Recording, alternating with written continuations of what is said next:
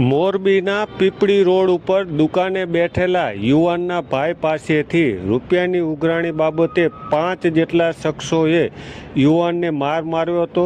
ત્યારબાદ યુવાનનું અપહરણ કરી તેને વાડીએ લઈ જઈ ત્યાં પણ માર માર્યો હતો, જેથી ભોગ બનેલા યુવાને સારવાર લીધા બાદ મોરબી તાલુકા પોલીસ સ્ટેશનમાં ફરિયાદ નોંધાવી હતી અને આ ગુનામાં પોલીસે 5 આરોપીની ધરપકડ કરી છે અને અપહરણના સીસીટીવી ફૂટેજ પણ સામે આવે છે. ત્યારે આ બાબતે મોરબી જિલ્લા ડીવાયએસપીએ પ્રેસ કોન્ફરન્સ યોજી હતી. ત્યારે શું કહી રહ્યા છે ઘટના અંગે આવો સાંભળીએ. એવું હતું કે બપોરના લોખા તત્વો જે આવેલા મારી દુકાને હું સૂતો હતો ત્યારે કીધું કે હાલ ગાડીમાં બેસી ગયા. તો મેં કીધું શેના માટે? તો ત્યાં મારકૂટ કરી, વાર પકડીને ઢસડીને લઈ ગયા ગાડીમાં. ગાડી બહાર ઊભી હતી, બ્લેક કલરની ફોર્ચ્યુનર હતી, એમાં લઈ ગયા. એમાં પણ માર માર્યો અને ત્યાં પણ છોરી બતાવી અને છોરી અહીંયા મને લગાડી અને મારી નાખવાની ધમકી પણ બીજી આપી. ખંડડીવાળા લોકો તત્વો હતા. ત્યાં લઈ ગયા. પછી જે પાવડિયા રોડ મેઇન કેનાલ છે ત્યાં લઈ ગયા. ત્યાં વળી ગાડી ચેન્જ કરી બ્રેઝા ગાડીમાં બેસાડ્યા. વ્હાઇટ કલરની બ્રેઝા ગાડી હતી, એમાં લઈને પછી ત્યાંથી વાડીએ ગયા.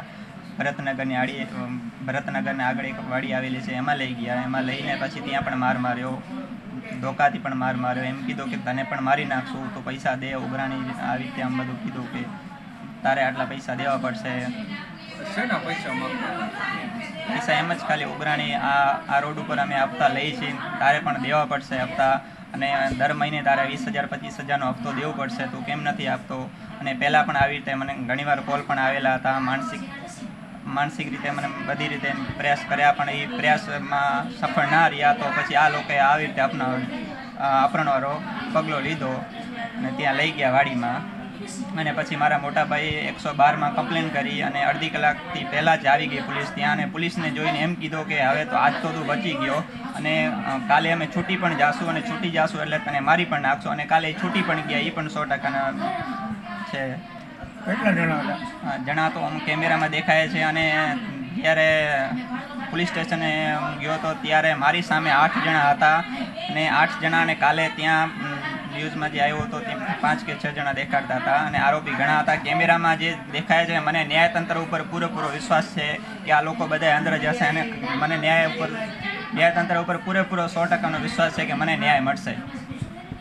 ગઈ તારીખ 13/12/2025ના રોજ મોરબી જેતપર રોડ ઉપર એબીસી સિરામિક નજીકથી એક વ્યક્તિનું ફોર્ચ્યુનર ગાડીમાં અપહરણ થયેલું, જે સંદર્ભે ટેલિફોન વર્દી મળતા સદરવ બનાવની ગંભીરતાને ધ્યાને લઈ ઉપરી અધિકારી દ્વારા આપવામાં આવેલ સૂચના અન્વયે જિલ્લામાં તમામ પોલીસ દ્વારા નાકાબંધી કરવામાં આવેલી. નાકાબંધી દરમિયાન જિલ્લાની એલસીબી ટીમ દ્વારા ધરમપુર પાટિયા નજીક નાકાબંધી કરતા જે બાતમીવાળી ગાડી છે, જે ફોર્ચ્યુનર ગાડી નંબર GJ03FD7997 વાળી મળી આવેલ, જેમાં આ કામના ભોગ બનનાર અમરતસિંહ ભૂરો ઉર્ફે ભુરજી સોઢા રહે મોરબી સામાકાંઠા રવિનગરવાળા હતા. તેમજ આ કામના અન્ય 3 આરોપીઓ હતા.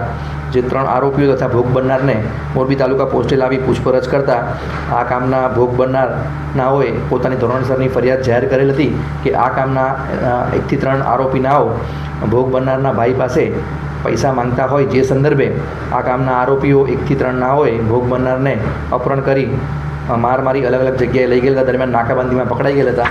જે આરોપી અને ભોગ બનનારની પૂછપરછ દરમિયાન જે આરોપીના નામ ખુલવામાં આવેલા હતા તે આરોપી નવગણ ઉર્ફે ખૂંટિયો વેલજીભાઈ સોઢા રહે જેતપર, ભગીરથભાઈ રતિલાલભાઈ ઠોરિયા પટેલ રહે બગથડા, પિયુષભાઈ હસમુખભાઈ લોરિયા રહે આમજા ગાંધીનગર મૂળ લૂંટાવદર, હાર્દિકભાઈ શામજીભાઈ ઠોરિયા રહે બગથડા તાલુકો જિલ્લો મોરબી તથા હસમુખભાઈ બહાદુરભાઈ પાટડિયા રહે મોરબી મહેન્દ્રનગર નાઓની અટક કરી ધોરણસરની કાર્યવાહી હાથ ધરવામાં આવેલ હતી. તેમજ અન્ય 3 આરોપીના નામ ખુલવામાં આવેલ છે, જે અટક કરવા પર બાકી છે. પૈસાની લેવડ દેવડ સંદર્ભે અપહરણ કરવામાં આવેલ હતું. જે આ ભોગ બનનાર છે એમના ભાઈ અગાઉ શોપની પેઢી ચલાવતા હતા અને એમાં ઇલીગલ જે નાણાંની લેવડ દેવડ થયેલ હતી તે સંદર્ભેની ઉઘરાણી માટે ભોગ બનનારના ભાઈ સાથે આ લોકોને લાંબા સમયથી માથાકૂટ ચાલતી હતી. તે સંદર્ભે ભોગ બનનારનું અપહરણ કરી અને તેમને અલગ અલગ જગ્યાએ લઈ જઈને મારવામાં આવેલો હતો. એ રકમ તપાસમાં હજી ખુલવામાં બાકી છે વિષય.